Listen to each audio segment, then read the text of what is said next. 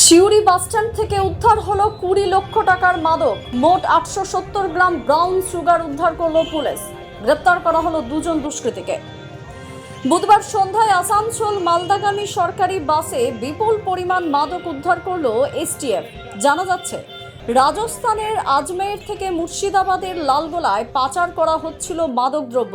দুর্গাপুর থেকে শেখ হান্নান এবং শেখ সামিম নামে এই দুই দুষ্কৃতী মাদক ভর্তি দুটি ব্যাগ নিয়ে বাসে ওঠে। সিউড়ি বাসস্ট্যান্ডে ওই বাসটি ঢুকলে সাদা পোশাক পরে রাজ্য পুলিশের এসটিএফ বাসে ওঠে এবং তল্লাশি শুরু করে। তৎক্ষণাৎ ওই দুজন দুষ্কৃতীকে আটক করা হয়, তবে এর সঙ্গে আরও কয়েকজন যুক্ত আছে বলে গোয়েন্দারা অনুমান করছেন।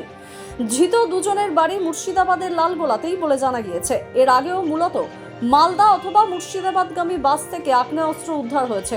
খুব সহজেই ব্যাগের মধ্যে কাপড় জড়িয়ে দুষ্কৃতীরা বিভিন্ন নিষিদ্ধ জিনিসপত্র আদান প্রদান করে বলে খবর। আর সিউড়ি বাসস্ট্যান্ড হলো জিনিসপত্র হাত বদলের মিট পয়েন্ট।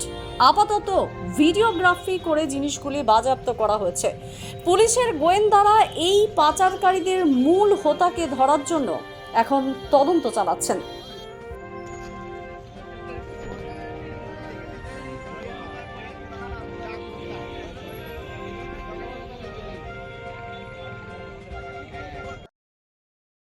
দ্য সহজ পাঠ, সহজ কথা, সঠিক তথ্য।